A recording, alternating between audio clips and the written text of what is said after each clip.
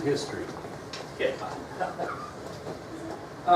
We talked a little bit yesterday.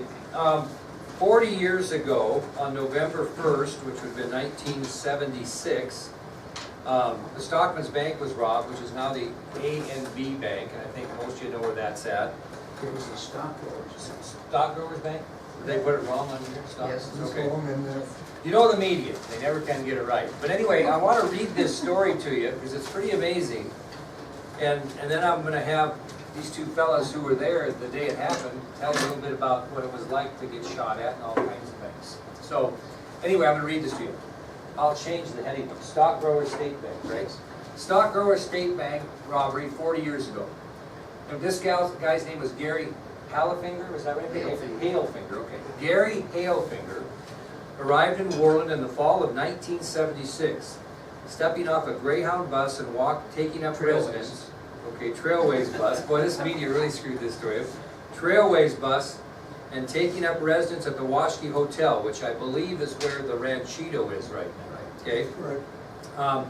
With only a few items in his possession and a virtual stranger to the inhabitants of the small northern Wyoming town. A Vietnam War veteran originally from Fort Worth, Texas, Halefinger made only a small impression during his month-long stay in Worland. Hotel maids remarked that he seemed strange and lingered over them when they cleaned his room, but never appeared to be loud or drunk and quiet, and stayed in his room most of the time. On November 1st, Halefinger left his room with a large satchel and a long black case and walked 1 block to the Stockgrower State Bank, where he stopped and looked up and down Bighorn Avenue before entering the bank.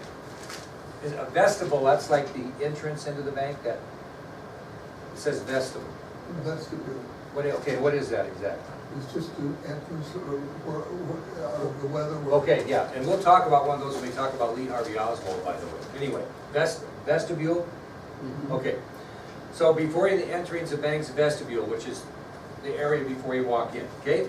I saw this guy, kind of big, duck into the vestibule with a rifle case in his hand, and I thought, oh man, this is a holdup, remembered then Bank President Don Babbitt, now 89, although it says 93, they gave you more credit than you had. That matters at this point. Right? He reached around in his bag and came out with a .30 caliber M1 carbine, which Lowell has a picture of, by the way. There it is. Okay. And came in through the door. I walked over to meet him, and sure enough, he told me it was a holdup. While Babbitt was talking with Halefinger, the bank tellers were all pressing their alarm buttons to alert the police, while banker Lowell Peterson ducked down a hallway to a back room where employees called the police before escaping out a back door. Up front, Halefinger had ordered Babbitt to lock the front doors, unaware that employees were escaping or that the law had already been called. It was pretty funny, recalled Babbitt, because a customer walked up to the door right when I started to lock it. Every time I pulled it closed, he would pull it back open. And finally I said, look buddy, this guy behind me is holding up the place. That was Eldon Leathen. Eldon Leathen? Yeah. Anybody know who that is? I said, look buddy, this guy behind me is holding up the place. You should get out of here, Babbitt laughed. The customer looked up at me and just said, bull blank, and walked off down the street. Thinking you were kidding him, I assume. After locking the door, Halefinger herded 2 customers and the remaining bank employees, including banker Peterson, into the vault. Like an idiot, I came back down the hallway right when he was rounding everyone up, laughed Peterson, now the owner of True Value Hardware. Once inside the vault, Halefinger asked if he could still get back in if he locked the hostages inside. Sure, said Babbitt, and closed the metal day gate between him and Halefinger. But Babbitt had lied. The lock to the gate was located at the back of the vault, and there was no way Halefinger could get back in. As Halefinger retreated down the hallway to search for open money drawers, Babbitt and Peterson ushered the hostages into a storage room at the back of the vault, secured behind a 2-inch oak door. Unbeknownst to Halefinger, law enforcement was pouring into the area. Now this is what I think is amazing. City Marshal Jim Thompson quickly deputized citizens who grabbed rifles and ammunition from the outdoorsmen and stationed themselves in a sniper's nest on top of the buildings lining Bighorn Avenue. I'm just not sure that would happen today. That's pretty interesting. Went right into the outdoorsman and loaded up, baby, and got ready. State Highway Patrol officers led by Lieutenant Lloyd Sanderson set up roadblocks, cutting off downtown and guarded the front doors. In Riverton, FBI agents Washachek That's right. and Fred Scott jumped into their unmarked 1975 Impala and raced to Worland at 105 miles per hour, arriving in a record 46 minutes. It was rumored that when the agents hit the railroad crossing on Bighorn Avenue at 80 miles per hour, they cracked the engine block and the car would never be used again. Next door to the bank, Peterson's wife was working at the dress shop when she noticed a commotion in the streets. I saw all these cars doing U-turns and I thought, where the heck are the police, remembers Punky Peterson. Then somebody said the bank was being robbed and I thought, oh no, my husband is in there. Inside the bank, Halefinger had returned to the vault entrance and discovered that the gate indeed couldn't be opened from the outside. In a fit of desperation, the would-be robber started shooting into the vault, trying to hit the lock mechanism on the back wall. Lowell's not only got the picture of that, but he has the mechanism itself, if he'll pass around to you. He got pretty mad and started popping off shots, remembered Babbitt. There was a lady in the back room with us who kept counting off the shots. 9, 10, 11, 12. Halefinger fired a total of 13 shots into the vault, penetrating the storage room's oak door several times and ricocheting off the safety deposit boxes. Before he abandoned the effort and went to look for the building's electrical panel in an attempt to override the locks. As those bullet fragments were coming through the door and flying around, I told the lady next to me that we sure knew how an elk felt when hunting season was on, laughed Babbitt. It wasn't long before Halefinger found the breaker box and started turning things in the bank on and off. The lights were going on and off, then he found the breaker for the air conditioner turned that off, remembered Babbitt. It got hot in there pretty fast. Outside and down the street, Lieutenant Sanderson was at the offices of the rural telephone, examining blueprints for the bank kept on record by the phone company. Determining that the robber could be ambushed in the bank's hallway from the safety of the lobby and with the key supplied by an escaped employee, the highway patrol made their move. As Halefinger fiddled with the electrical breakers in the hallway, patrol officer snuck up behind and demanded he drop his weapon. Halefinger complied immediately and was cuffed and led from the building. After all the hostages were released and the area was searched, law enforcement found over 400 rounds of ammunition in Halefinger's satchel, and his hotel room found a change of clothes, a few girly magazines, and a bottle of Brute aftershave. Okay. Halefinger was quickly transported to Cheyenne by the FBI and tried with a federal crime, receiving 15 years in Leavenworth prison. Peterson spent 26 years in the banking business before becoming a hardware salesman. Babbitt retired from the bank in the 1980s. Peterson said FBI agent Frank Scott retired in the Bighorn Basin and became head of security for Crown Pork and Seal.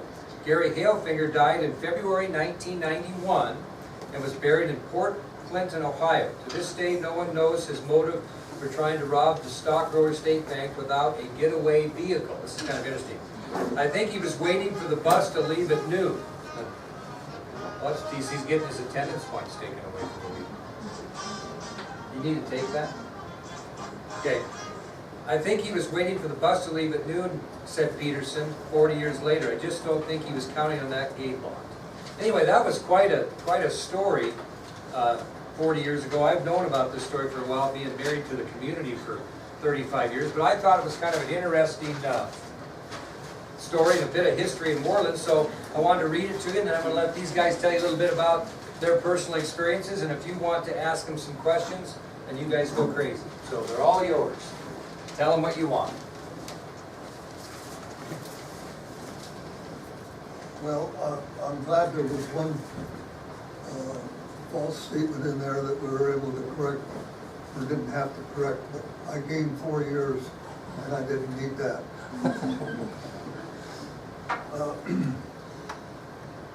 The other part that is not quite right is the day gate. There's a lot of questions about the day gate. The day gate is in there and used during the daytime when the vault door is not closed. And that's to keep people out of that part of the bank unless they have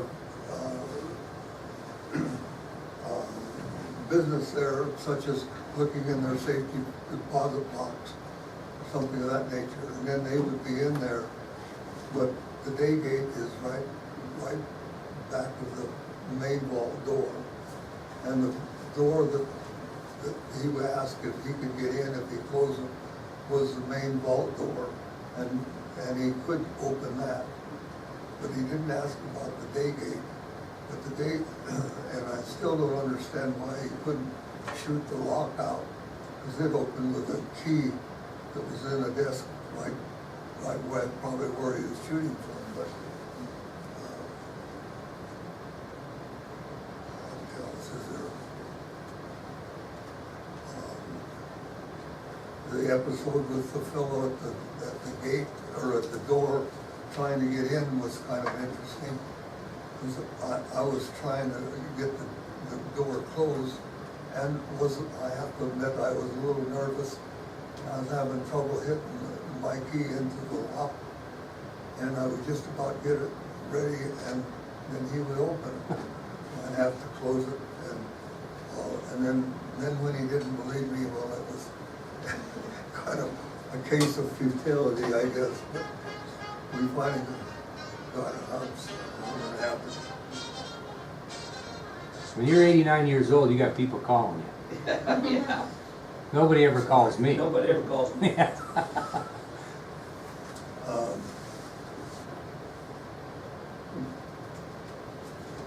I guess that was about all that was in there that wasn't too correct.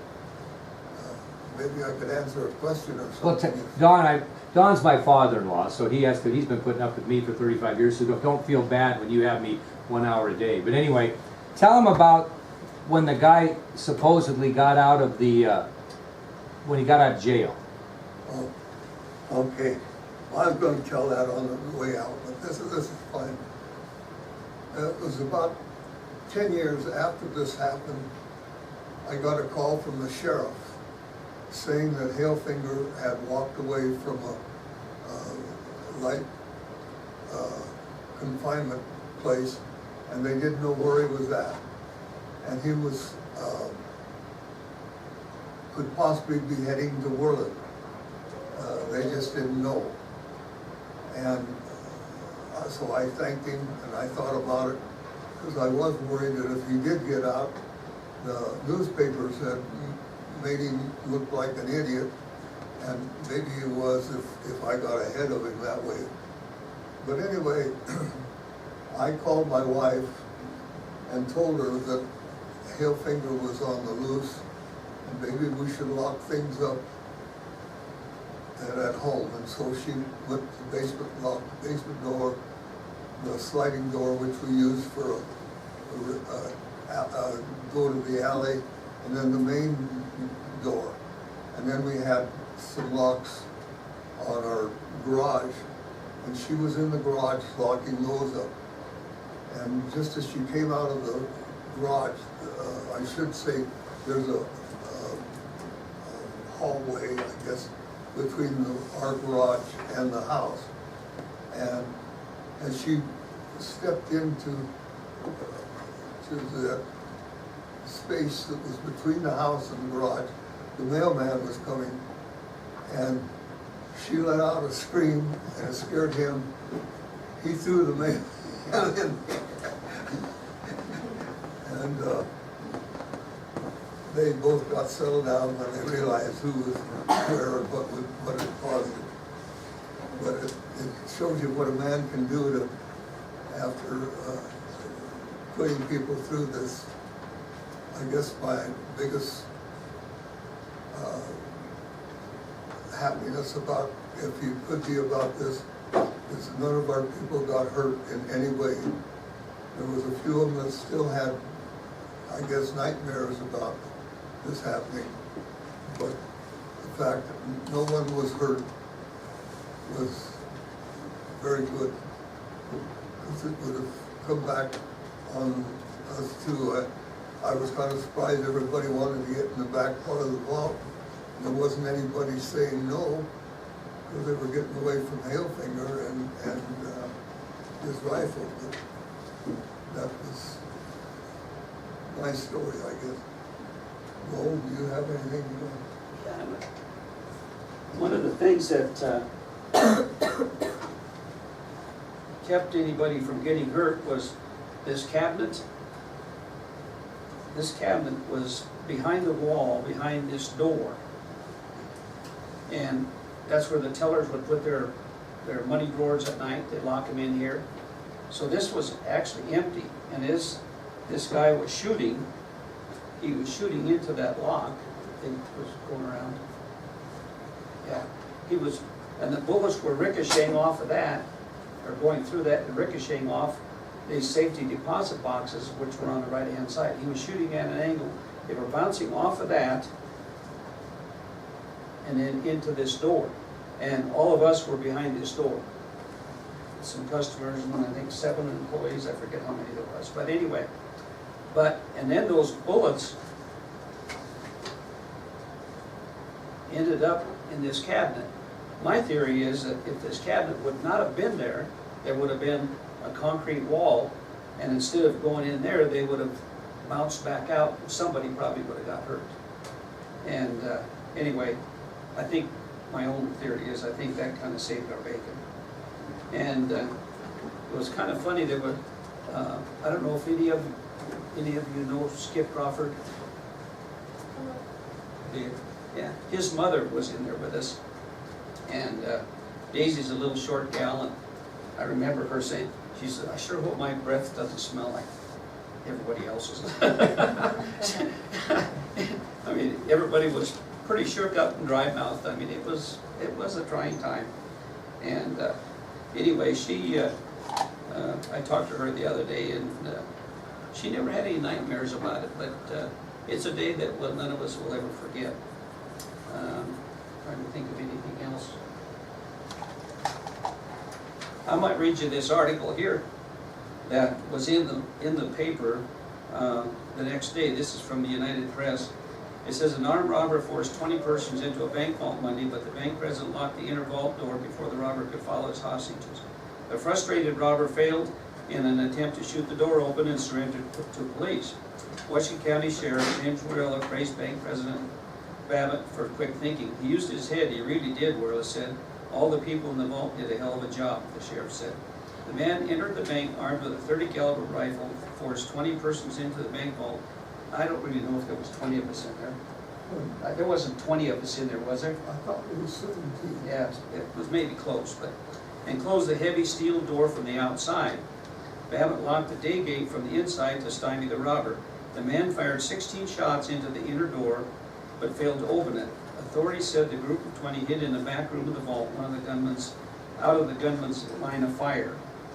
And I don't know if you can tell from this picture, but we were all behind this way from that vault door, so that all the bullets were going here. And there was Don and Randy Havens and I standing right there, and the bullets went right by us.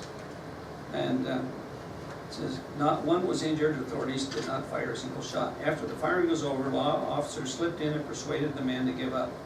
The suspect, who was not identified, was being held in Orland, but authorities said he would be transferred to Cheyenne that day, where he would be charged in federal court. Orland authorities said they would file state charges later. Let's see. Louise Monkey Peterson, whose husband was inside the vault. Oh, did you read that for me?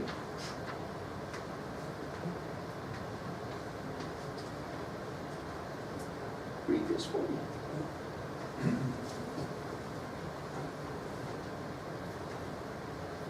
I'm sorry. Louise Punky Peterson, whose husband was inside the vault during the incident, heard about the robbery in progress on a radio broadcast. She said she was afraid the gunman might try to get away with the hostage. I guess a lot of things run through your mind at that particular moment, she said. I wonder who the hostage would be. It was a very trying experience, and I hope we don't ever have to go through that again. Immediately after the holdup began, some bank customers escaped through the back door in the bank and notified police, cordoned off police cordoned off a 2-block area until the suspect surrendered. Well, he was caught in a crossfire, is why he surrendered. And it worked out very well with the plans that they got out of the telephone company at that time. Well, I might mention, all of the people that went out the back door congregated over at a Wiley or Velty paint shop, which is right where Worland Laundry is, in there. They all gathered in there, and actually, that's about it. That's And we're about still it. here. Yeah. So, if you don't mind me asking, now Don, how old were you when this happened? Well, 49? 40 off of 89. Yeah. 49. Yeah, and Lowell, you were, 34. okay, so, I was 17. if you Now we're care. both old guys. Yeah. Well, it was quite a thing. I mean, for a little tiny town to have your bank robbed, it'd be quite a thing. You guys have any questions about maybe Well, what was happening, or? The talk was that we would never have a holdup in the big Horn Bay, or in Worland at least, because of the few roads out of town. And so I always went by that assumption, and Halefinger changed my ideas a little bit. So you guys think his plan then, I mean, he had no getaway, you think he was gonna rob the bank and get on the bus, or what do you think he was thinking? Yeah, or, like my wife had said, you know, get a hostage to take him out of town. Yeah, But he was lucky, he And didn't. that worried me after I heard that, because if he took a hostage with him, and all those people on the roof with guns and the excitement and all, somebody might have